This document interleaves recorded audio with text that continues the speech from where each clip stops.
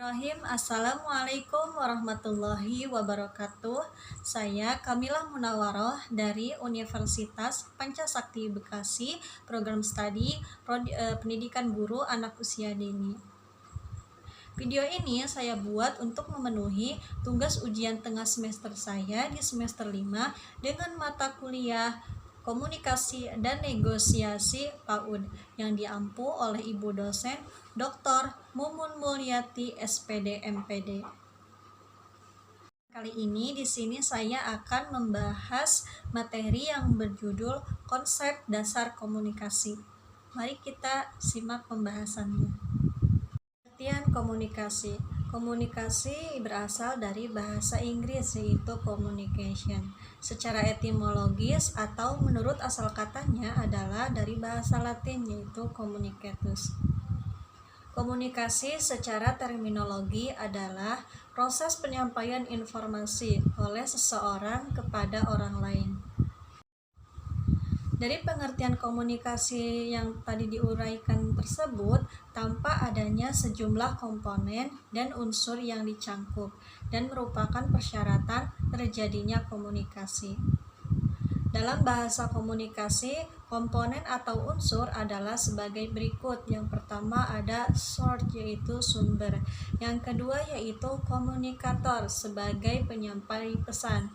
Yang ketiga ada message yaitu pesan. Yang keempat channel atau saluran. Yang kelima komunikan yaitu orang yang menerima pesan. Dan yang terakhir yang keenam yaitu efek atau hasil. Nah, sekarang mari kita telaah komponen atau unsur tersebut, yang mana akan dijelaskan sebagai berikut. Yang pertama adalah sumber.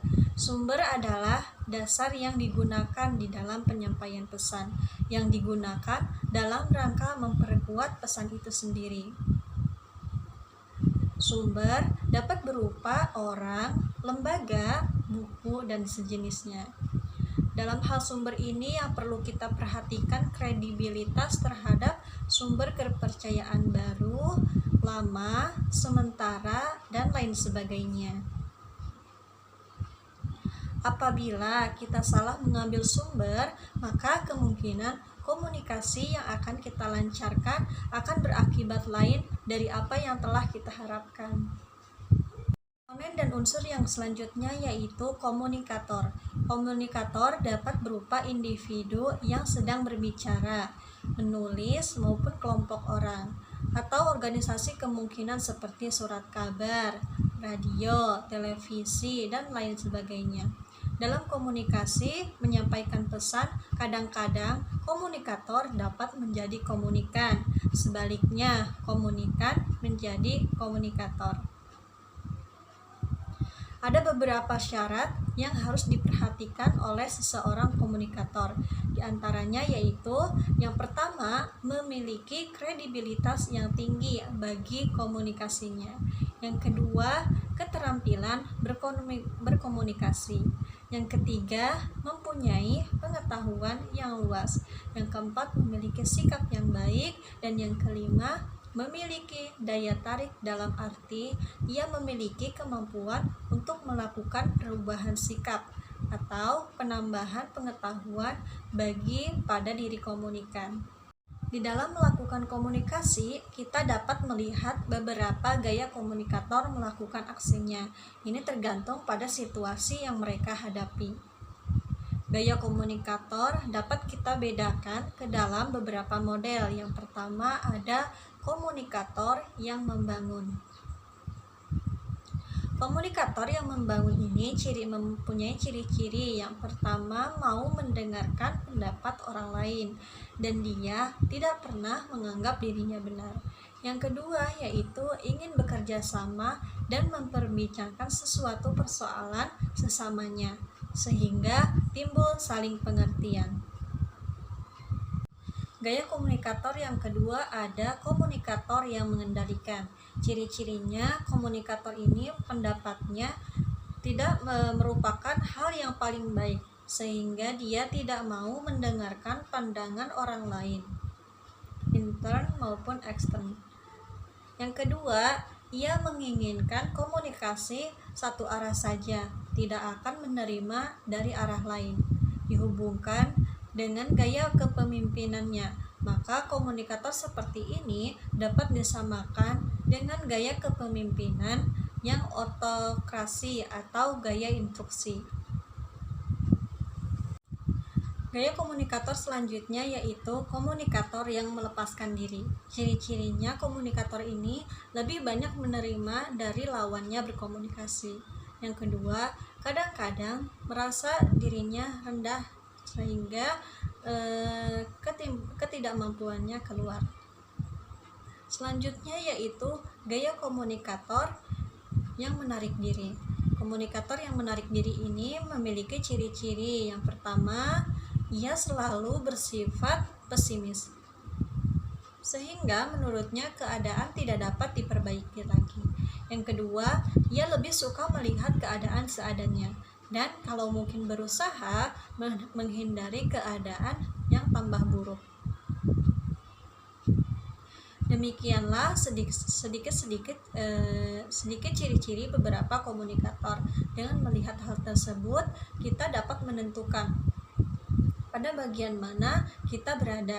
Sekiranya kita berada di tingkat keempat yang berusaha memperbaiki dan seterusnya. Komponen dan unsur komunikasi selanjutnya yang ketiga ada pesan. Pesan adalah informasi yang akan dikirimkan kepada si penerima. Pesan ini dapat berupa verbal maupun nonverbal. Pesan secara verbal dapat secara tertulis seperti surat, buku, majalah, dan memo. Sedangkan pesan secara lisan dapat berupa percakapan, tatap muka, percakapan melalui telepon, radio, dan sebagainya. Pesan yang berupa nonverbal dapat berupa isyarat, gerakan badan, ekspresi muka, dan nada suara. Pesan itu sendiri yaitu keseluruhan daripada apa yang telah kita sampaikan oleh komunikator. Pesan seharusnya mempunyai inti pesan atau tema sebagai pengarah di dalam usaha mencoba mengubah sikap dan tingkah laku komunikan. Selanjutnya yaitu saluran atau channel. Saluran komunikasi selalu menyampaikan pesan yang dapat diterima melalui panca indera atau menggunakan media. Pada dasarnya, komunikasi yang sering dilakukan dapat berlangsung menurut dua saluran. Yang pertama yaitu saluran formal atau yang bersifat resmi. Yang kedua yaitu saluran informal atau yang bersifat tidak resmi. Saluran formal biasanya mengikuti garis wewenang dari suatu organisasi yang timbul dari tingkat paling tinggi dalam organisasi itu sampai ke tingkat yang paling bawah.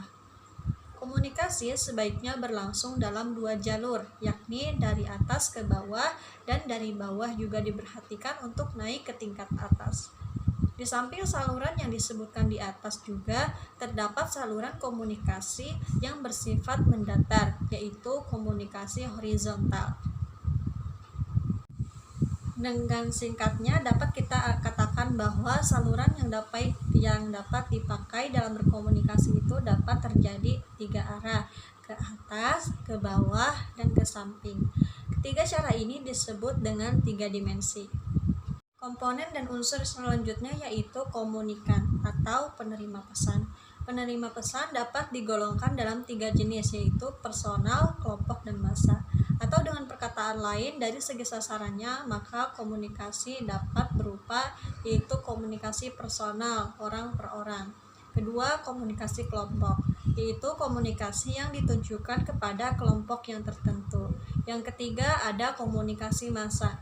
Komunikasi massa ditujukan kepada massa atau komunikasi yang menggunakan media massa. Ada beberapa syarat yang harus dimiliki oleh komunikan atau penerima pesan. Yang pertama yaitu keterampilan kemampuan menangkap dan meneruskan pesan. Yang kedua yaitu pengetahuan tertentu. Yang ketiga sikap. Faktor lain dari komunikan yang patut diperhatikan ialah yang pertama rangka pengetahuannya, yang kedua yaitu lingkup pengalamannya. Komunikasi akan berhasil baik jika pesan yang disampaikan sesuai dengan rangka pengetahuan dan lingkup pengalaman komunikan. Demikian juga, pesan harus cocok dengan lingkup pengalaman komunikannya. Komponen dan unsur komunikasi yang keenam yaitu efek. Efek adalah hasil dari suatu komunikasi, yakni sikap dan tingkah laku orangnya, sesuai atau tidak sesuai dengan yang kita inginkan. Jika sikap dan tingkah laku orang lain itu sesuai, maka berarti komunikasi berhasil. Demikian pula sebaliknya. Efek ini sesungguhnya dapat dilihat dari yang pertama yaitu personal opinion. Dalam personal opinion yaitu pendapat pribadi. Hal ini dapat merupakan akibat atau hasil yang diperoleh dari komunikasi itu sendiri. Personal opinion adalah sikap dan pendapat seseorang terhadap suatu masalah tertentu. Selanjutnya yaitu public opinion adalah pendapat umum. Pengertiannya penilaian sosial mengenai sesuatu hal yang penting dan berarti atas dasar pertukaran pikiran yang dilakukan individu-individu secara sadar dan rasional. Yang ketiga yaitu majority opinion. Majority opinion adalah bagian terbesar dari publik atau masyarakat. Kesimpulan materi ini yaitu manusia adalah makhluk sosial dan memerlukan hubungan dengan orang lain. Dengan cara berkomunikasilah manusia bisa berhubungan dengan orang lain. Komunikasi dapat dilakukan secara lisan dan tertulis, tanda-tanda, lambang-lambang, dan yang lain sebagainya. Komunikasi dilakukan baik secara tradisional maupun modern. Dengan alat-alatnya pun mulai dari yang paling sederhana sampai yang mutakhir dan canggih. Unsur-unsur komunikasi terdiri dari 6, yaitu sumber, komunikator atau penyampai pesan, channel, atau saluran, komunikat yaitu penerima pesan, dan efek yaitu hasil. Sumber berupa lembaga personal dan lembaga non-personal. Pemaparan materi yang dapat saya sampaikan, apabila ada tutur kata atau penyampaian yang salah, saya mohon maaf. Terima kasih atas perhatiannya, kurang dan lebihnya saya mohon maaf. Terima kasih. Wassalamualaikum warahmatullahi wabarakatuh.